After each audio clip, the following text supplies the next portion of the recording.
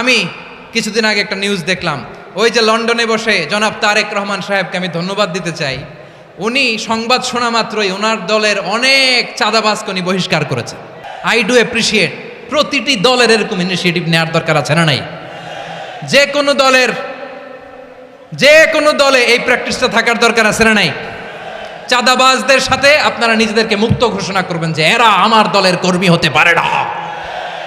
টেন্ডারবাজি, চাঁদাবাজি, দুর্নীতি, অপরাধ, দখলদারিত্ব, মজুদদারি, এগুলো সব কিছু একসাথে প্রতিরোধ করতে হবে, ঠিক কিনা বলেন? একটা মানবিক সমাজ যদি চাই, প্রতিরোধ করতে হবে। প্রিয় ভাইয়েরা, আল্লাহর শপথ নিয়ে বলি, এই নাসিহাতগুলো সবার জন্য, সব দলের জন্য, সব মতের মানুষের জন্য। আমরা কোনো দলের প্রতি মানুষকে ডাকি না, আমরা ডাকি ইসলামের দিকে। সব দলের, সব মতের, সব মানুষদেরকে আমরা আহ্বান জানাই, আসুন আমরা একটা সুন্দর সমাজ বিনির্মাণ করি। এই যে নতুন বাংলাদেশের এক সুযোগ এসেছে, আর জীবনে হয়তো আসবে না, সামনের 100 বছর এই সময় আসবে না। আসুন দেশটাকে আমরা সাজাই, আসুন আমরা দুর্নীতি বন্ধ করি, আসুন আমরা চাঁদাবাজি বন্ধ করি, আসুন আমরা দখলদারিত্ব বন্ধ করি, আসুন আমরা এক দল আরেক দলকে নিশ্চিহ্ন করার যে রাজনীতি, এটা বন্ধ করি। সব দলের প্রতি আমার আহ্বান, আমরা চাঁদাবাজ মুক্ত বাংলাদেশ চাই, জুলুম মুক্ত বাংলাদেশ চাই, ফ্যাসিজম মুক্ত বাংলাদেশ চাই, গুণ খুন খারাপি মুক্ত বাংলাদেশ চাই, আমরা নতুন ভোরের বাংলাদেশ চাই।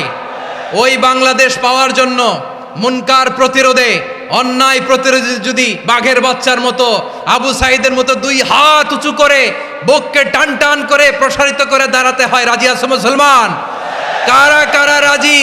আল্লাহকে হাত দেখিয়ে প্রতিজ্ঞা করো।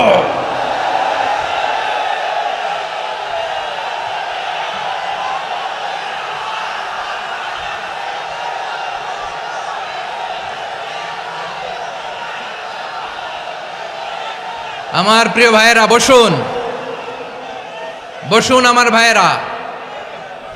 ওরা ওদের যেই হাত দিয়ে টেন্ডারবাজি করে, চাঁদাবাজি করে, ইফটিজিং করে, দখলবাজি করে, যেই হাত দিয়ে, ওই মুনকার থামায় দেওয়ার জন্য আল্লাহর দে আমাদেরও 2টি হাত আছে না নাই? আমাদেরও হাত আছে, থামাইতে হবে, থামাইতে হবে, হিম্মত করতে হবে। আমার প্রিয় ভাইয়েরা, না থামালে আমরাই ডুববো শেষমেশ। আমাদের বাঁচার জন্য হইলেও থামাইতে হবে। রব্বুল আলামিন বলেন, ওয়াত্তাকু ফিতনাতাল লা তুসিবান্নাল্লাযীনা যালামু মিনকুম খাসসা। ও আমার গোলামেরা, ওই আযাবকে ভয় করো যে আযাব যখন আমি জমিনের বুকে পাঠাই, শুধু জালেমদেরকেই মারি না, আলেমদেরকেও মারি। আযাব যখন আসে তখন শুধু জালিমই মরে না, আলেমও মরে। জানেন, মুসা আলাইহিস সালামের পায়ে একবার একটা লাল পোকা কামড় দিয়েছে, লাল পিঁপড়া। লাল পিঁপড়া কামড় দিলে খুব আরাম লাগে না? কি লাগে? হ্যাঁ, জলে না? লাল একটা পিঁপড়া কামড় দিছে, তো উনি রেগে মেগে পাশি দেখে লাল পিঁপড়ার বাসা, পা দিয়ে ডলে মুছে সবগুলো পিঁপড়া মেরে ফেলছে। এই ঘটনাটা আল্লাহ ঘটিয়েছেন এজন্য। মুসা আলাইহিস সালাম ছিলেন কালিমুল্লাহ, সরাসরি আল্লাহর সাথে কথা বলতেন। তিনি আল্লাহকে জিজ্ঞেস করেছিলেন, আল্লাহ তুমি যখন কোনো জনপদে আযাব পাঠাও, শাস্তি দাও, ওখানকার শুধু জালেমরাই তো মরে না, ভালো মানুষগুলাও মরে, তো আযাব দিবা মুশরিকদের উপর দিবা, অবাধ্যদের উপর দিবা, ভালো মানুষগুলারে মারো কেন? আল্লাহ বললেন, মুসা তোমার যে কামড় দিছিল পায়ের মধ্যে পিঁপড়া, কয়টা পিঁপড়া? জোরে বলেন। একটা পিঁপড়া, তো সবগুলারে মারলা কেন?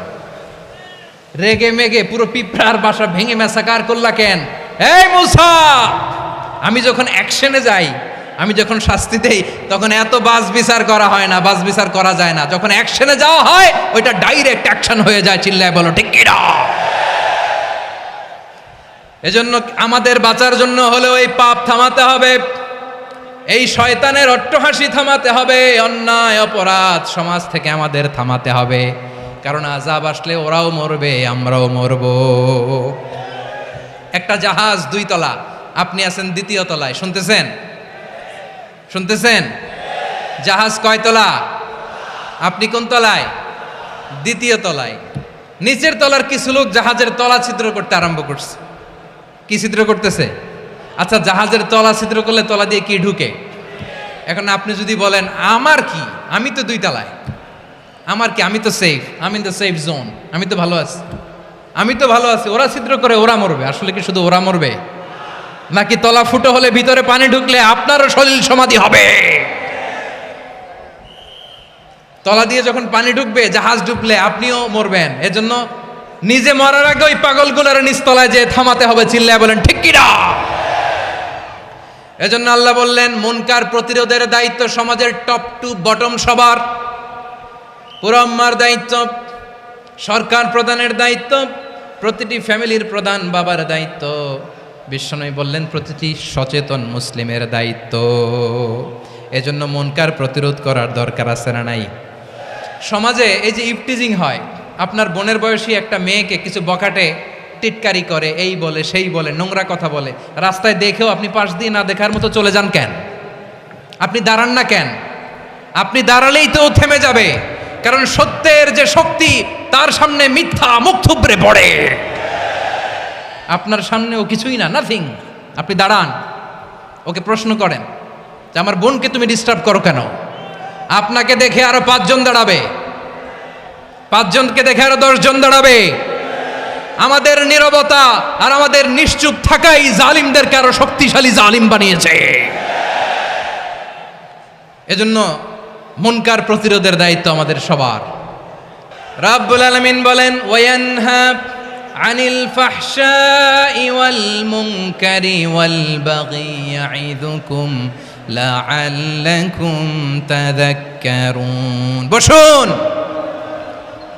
আল্লাহ বললেন আমি অশ্লীলতাকে নিষেধ করি, আমি সব ধরনের মন্দ কাজকে নিষিদ্ধ করি, সব শেষে আমি সীমা লঙ্ঘনকে তোমাদের জন্য নিষিদ্ধ করি। আলোচনা মনে আছে তো, না ভুলে গেছেন? নিষিদ্ধ করেছেন কয়টা জিনিস?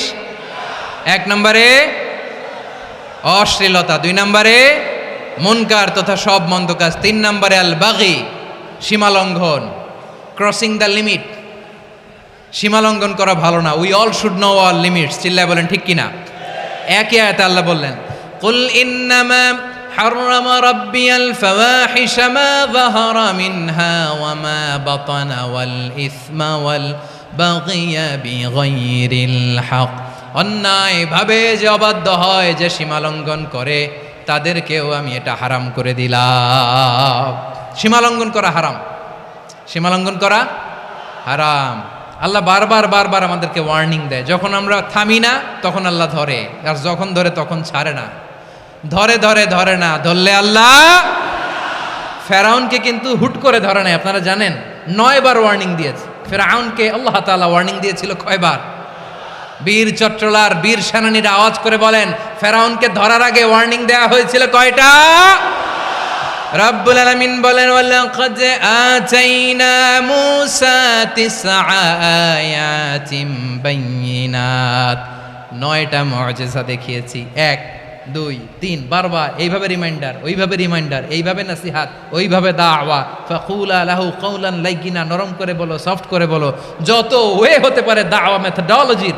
মুসা আলাইহিস সালামের সব অ্যাপ্লাই শেষ, 10ম বারে যে আল্লাহ ধরছে। 10ম বারে যে ধরেছে। এজন্য আল্লাহ বলেন আমি সীমালঙ্ঘনকে পছন্দ করি না। কোরআনের অন্য আয়াতে বাগীকে বলা হয়েছে আল ইতিদাব, সীমালঙ্ঘন যারা করে তাদেরকে আল্লাহ বলেছেন মুতাদিন। وقاتلوا في سبيل الله الذين يقاتلونكم ولا تعتدوا إن الله لا يحب المعتدين। আমি সীমা লঙ্ঘনকারীদেরকে কোশ্চিনকালেও পছন্দ করি না। আমরা যেন সীমা লঙ্ঘন না করি, রাজি আছেন তো?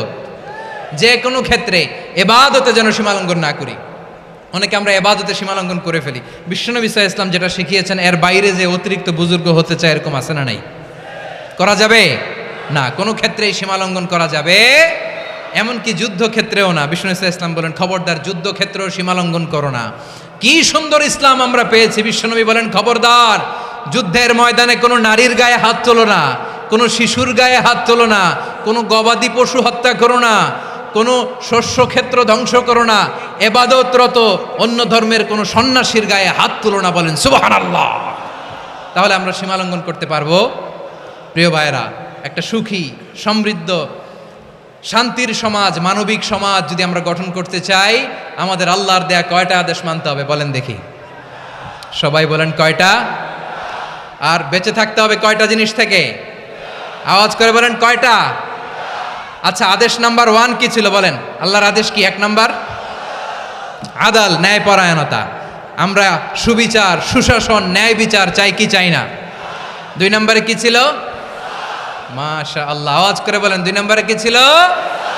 ইহসান, আমরা যেন সবার প্রতি দয়া পরবশ হই, ইহসান করি। 3 নম্বরে কি ছিল? নিকটাত্মীয়দের দান করা, তাদের অধিকার প্রাপ্য বুঝিয়ে দেওয়া। পাশাপাশি 3টা জিনিস থেকে আল্লাহ বারণ করেছেন, নিষেধ করেছেন। তার প্রথমটা ফাহশা, অশ্লীলতা। অশ্লীলতার সাথে আমাদের কোনো সম্পর্ক। আজকের এই ঐতিহাসিক চট্টগ্রামের প্যারেড ময়দান থেকে আমরা যত ধরনের মা তাহারা মিনহা মা বাতান, প্রকাশ্য অপ্রকাশ্য, দৃশ্যমান অদৃশ্যমান, সব অশ্লীলতা থেকে নিজেদেরকে মুক্ত ঘোষণা করলাম। অশ্লীলতাকে আমরা না বলে দিলাম। আওয়াজ করে সবাই বলুন নো। অশ্লীলতার সাথে আমাদের কোনো সম্পর্ক। 2 নম্বর নিষেধাজ্ঞা কি ছিল?